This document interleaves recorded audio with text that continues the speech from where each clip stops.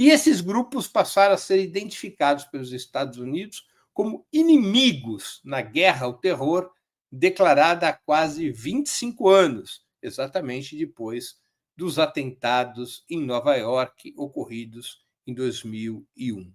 Tais grupos, no entanto, continuaram a ser financiados e armados pela Arábia Saudita e outros governos do Golfo Pérsico, pelos mesmos motivos geopolíticos e religiosos de antes.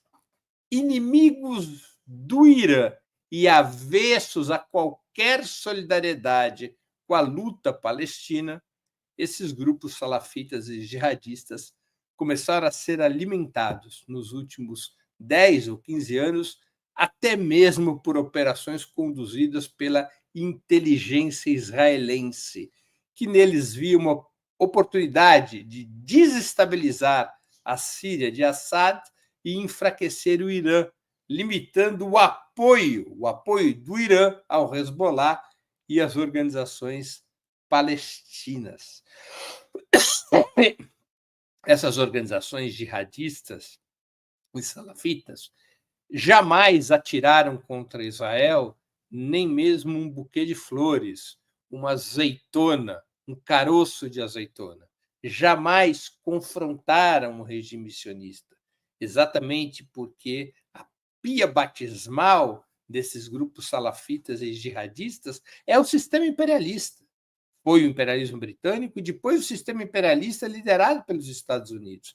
E o Estado de Israel contribuiu, ainda que marginalmente, com estes grupos.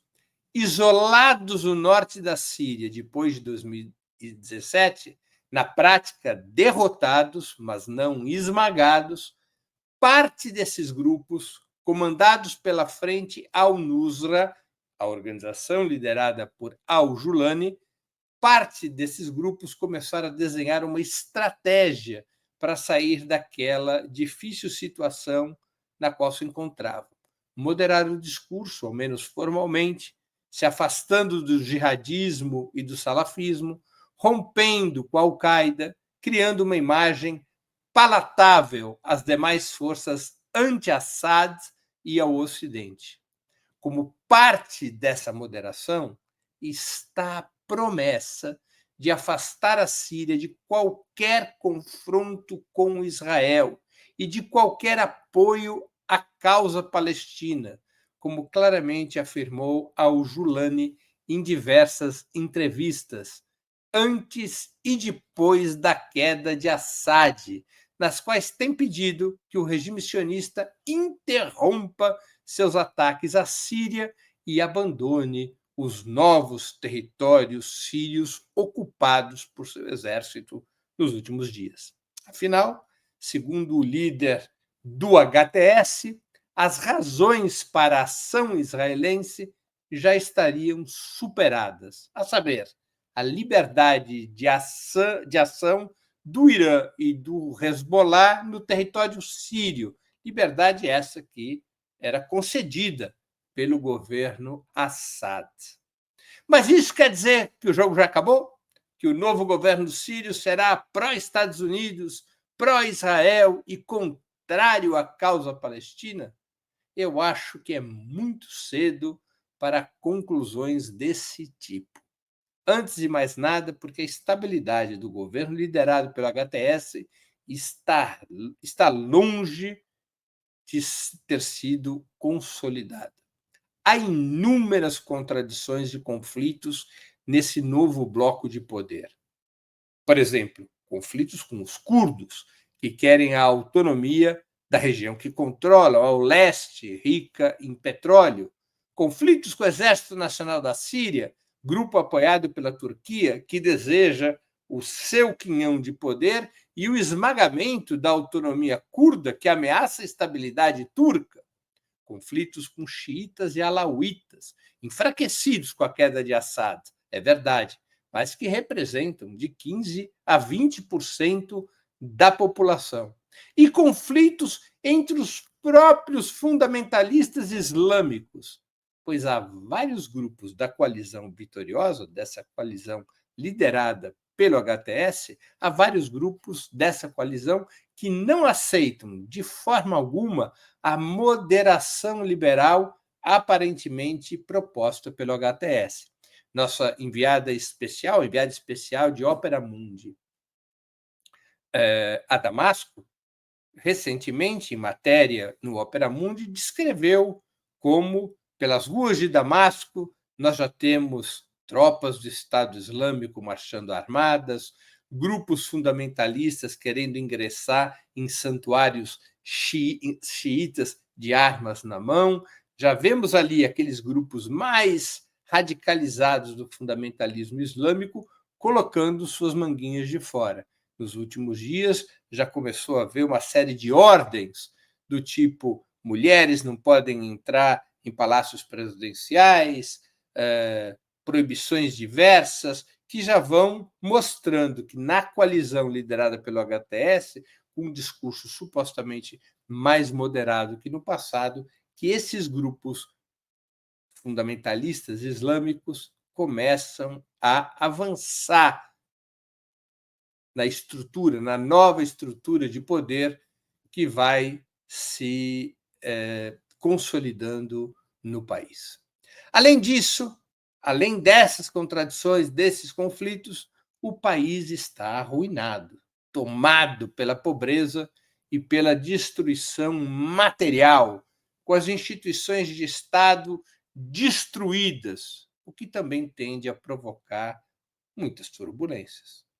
Por outro lado, assim como a Turquia, principal força estrangeira na ofensiva anti-Assad das últimas semanas, o HTS terá que ser capaz de manter ao seu lado as massas muçulmanas de dentro e de fora da Síria, se quiser construir consenso interno e alianças regionais.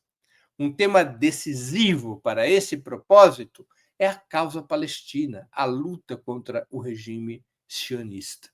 Não será nada simples para salafitas e jihadistas construir um Estado nos moldes da Arábia Saudita, aliado à Casa Branca e flertando com Israel. Mesmo que os prognósticos sejam desfavoráveis aos palestinos nesse momento, não se pode negar, a queda de Assad é desfavorável aos palestinos, ao menos a curto prazo. Mesmo que esses prognósticos sejam desfavoráveis aos palestinos, a correlação interna de forças na Síria pode incentivar um cenário mais favorável à sua causa, ainda que mais adiante. A confrontação com o Estado de Israel, ainda que apenas discursiva, pode vir a ser um fator de unidade nacional na Síria, ao menos dos setores árabes da população, que representam quase 90% do total. 10% da população síria é de curdos, que não são árabes e que não têm lá muito vínculo com a causa palestina. Por conta da incerteza sobre o futuro, exatamente por conta da incerteza sobre o futuro, sobre a incerteza sobre se a Síria será ou não controlada por forças pró-Estados Unidos, pró-Israel, por conta dessa incerteza, é que o governo Netanyahu deslanchou uma brutal ofensiva contra a Síria, imediatamente após a queda de Assad, avançando sobre o território do país e destruindo sua infraestrutura militar.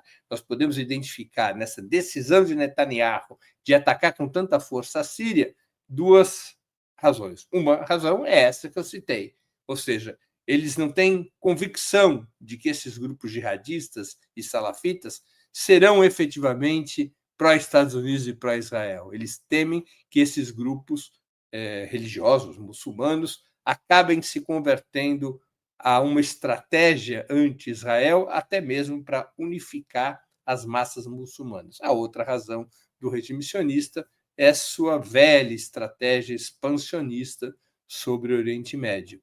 Não é de hoje que Israel passou a abocanhar territórios da Síria. Israel já tinha abocanhado territórios sírios na guerra de 1967, quando tomou na mão grande as colinas de Golã e as anexou em 1981 ao arrepio da legislação internacional. Então,